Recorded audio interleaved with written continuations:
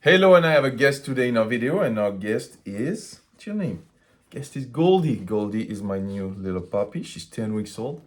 She's a golden retriever that I got with my family on January 1st, and she's a delight. She's a great little pup. So why I brought Goldie on the video today, and hopefully she's going to behave. I just give her a little treat.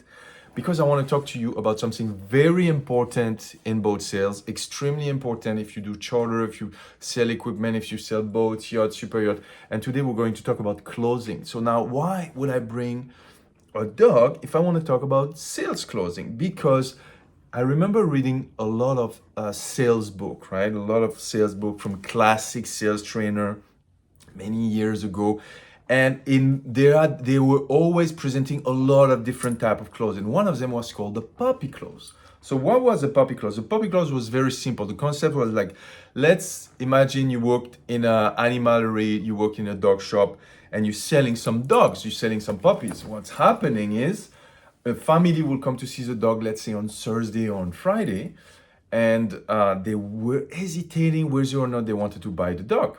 So you will tell them, well, guess what? I have a solution for you. You can just get the dog today. You bring it home, and if you don't like it over the weekend, you can just bring it back on Monday and we'll take the dog back. Now, what do you think will happen once a family will bring a beautiful puppy like this home with the kids and everything? Everybody will fall in love instantly with the dog, with the pup, and of course, they will not bring it back. And so that's the idea of the puppy clause. Now, when you think about this clause, it's kind of manipulative. And that's most of the clause that you will read in those ancient, old type of sales book will kind of be manipulative and will be a tactic used at the end of the sales to quickly manipulate or influence the prospect to buy. And that's not what I like. That's not a philosophy at Yacht Sales Academy. What, for me, the close is not something that occur at the end of the transaction, but it's something that's happened during the entire sales process, right? The close is everything. So the close is not just at the end. The close is everything. You want to say bye? He wants to go play now? She wants to go play. So let me give you some example. And actually, the close will start the day you meet the clients, literally. So let me give you some example. You are at the boat show. It's a first day. You see some clients, and you're trying to understand a little bit their situation and where they are at. You can ask them, "Hey, so are you a boat owner?" And they tell you, "Yeah, I have a Sea Ray 45." That we bought 10 years ago. So you can say, for instance, "Oh, John, Mary, what a great decision you did 10 years ago to buy your Sierra 45. And I'm sure you're going to make a great decision looking for your new boat." So what you're doing is you're projecting them mentally toward the end of the sale. You show them they're going to make a positive and happy decision, and you're working on the closing because you are going toward the sale. So every single effort that you're going to do towards the end of the sales is considered closing. Next, let me give you an example. You are at the boat show. There are 500 different type of boats at the boat show, but they come to see you to see a specific boat.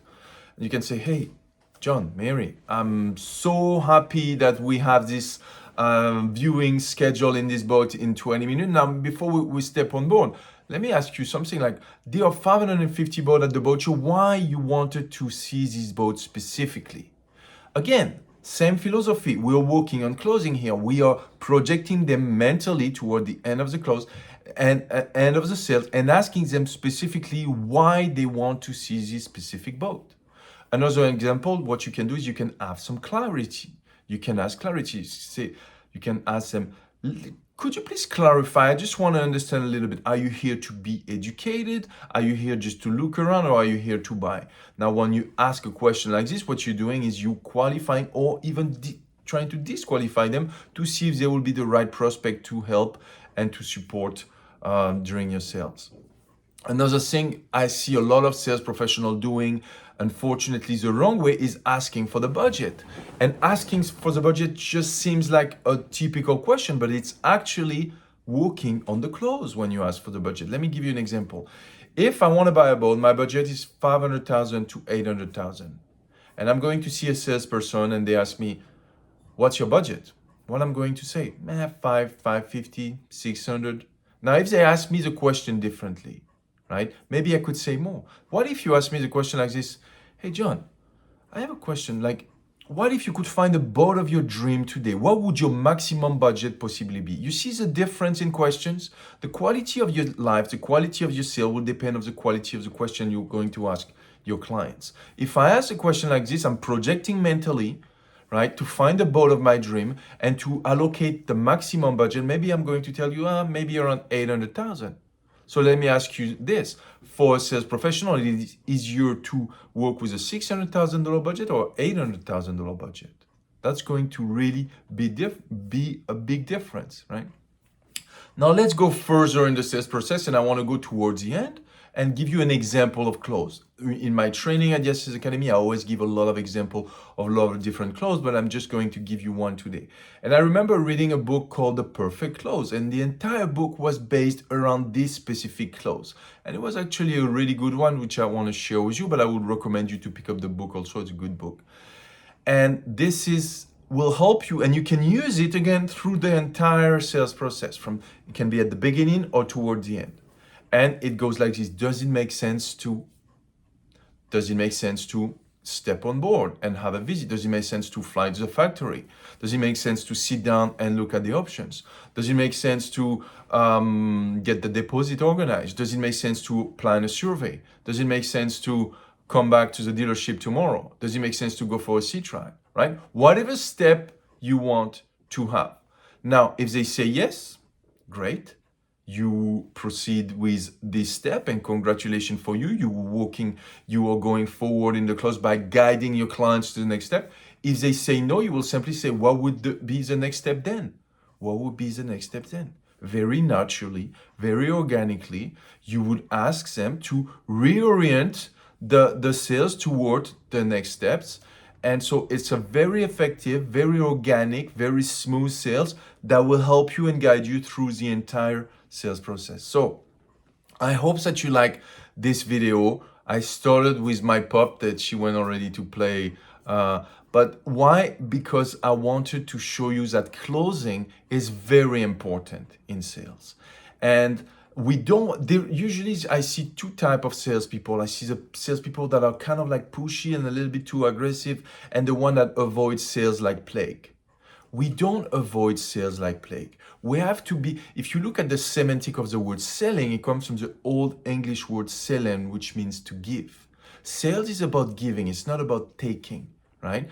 But when you are in sales, you need to own it. You need to remember that sales is the second most hated profession in America after politics. That's kind of sad. But what I notice is not just the general public that hates sales. I see a lot of sales professionals that don't like sales themselves.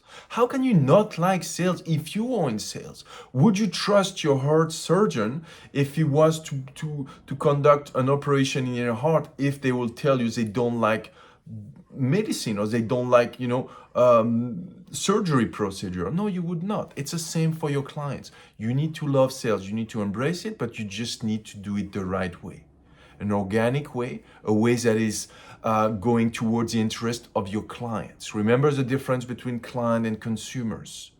If you look in the dictionary, a client is someone you advocate for, someone that is under your own protection. In finance, I will talk about fiduciary, but a customer, is just someone that do a business transaction, is exchange money for a product or a service. So I want you to change your relationship with your clients, with your prospects, from a customers to a client. And I can help you with this. That's what our training and our communication and our closing and our follow-up and everything we do at Yacht Sales Academy is based on. So I want to thank you so much for watching this video. If you need more information, you can look below. We always try to put a few ways we can help you. But even if you see value in this video and do the few advice I share with you in this video, that will make you progress a long way. Thank you so much and have a wonderful day.